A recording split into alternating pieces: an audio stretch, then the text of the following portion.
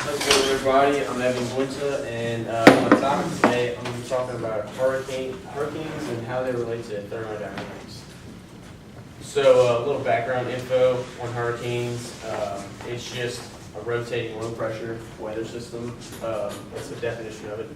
And they usually occur over warm tropical waters.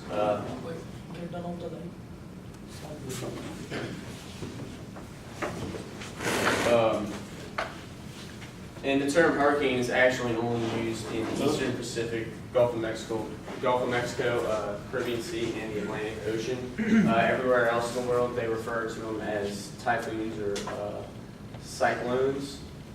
And hurricanes typically have wind speeds about 33 meters per second and about 10 meters above the ocean surface on average. To be considered hurricane, there's a few requirements they must meet. First, they must have an ocean water temperature of 25.5 degrees Celsius at a depth of 50 meters. It must already be a pre-existing low pressure disturbance. The air must be humid. The wind speeds must be constant with height. And they generally form at a latitude greater than 5 degrees from the equator due to the Coriolis effect. And the Coriolis effect is an effect where a mass moving and rotating system experiences a force in the direction opposite of motion.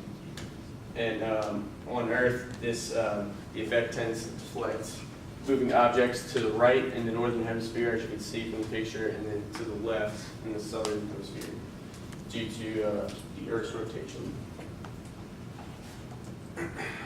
And pretty much the physics behind the hurricanes.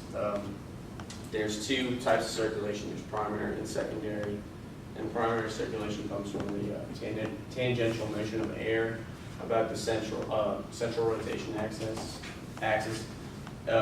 Pressure gradient forces the air parcels to the low pressure center of the storm. The Coriolis force draws air perpendicular to its motion. The centrifugal force makes it move radially outward, and then some secondary circulation, the radial motion of air, which is outward at large altitudes and inward close to the surface of the ocean. Centrifugal and Coriolis forces are not in perfect equilibrium with the pressure gradient. Centrifugal and Coriolis forces are dependent on wind speed, but pressure gradient is not. The air is forced to the center and then rises. And then the conservation of angular momentum states that the small radius speed is faster, which increases the rotational speed of the hurricane.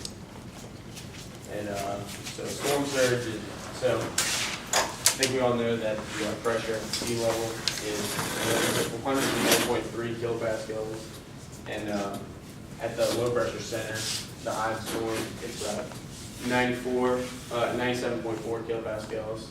So with pressure difference causes an increase of water height.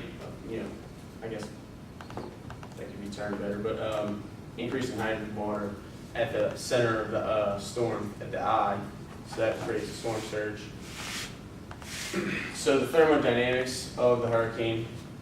So the inflowing air increasingly moistens as it flows inward due to the evaporation of the warm ocean surface. That's like an isothermal expansion. And the temperature of the rising air increases with moisture content, so an adiabatic expansion. And as wind increases and surface pressure falls, the evaporation rate and moisture gradient increases, so it's an isothermal compression. And then the hurricane is created by the increase of negative radial temperature gradient due to the increase in moisture gradients, so it's an adiabatic compression. And it kind of relates to a Carnot engine. Carry manual linked the mature hurricane to the Carnot heat engine. Kind of just what I talked about, the expansions and compressions. And he used some assumptions, axisymmetric vortex and hydrostatic and rotational balance. Hurricane acquires heat energy in the form of latent heat.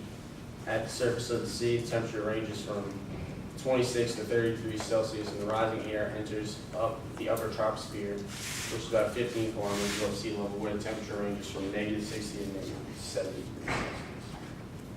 The problems with these assumptions were the model assumes axisymmetric, but at high altitudes the hurricane becomes asymmetric.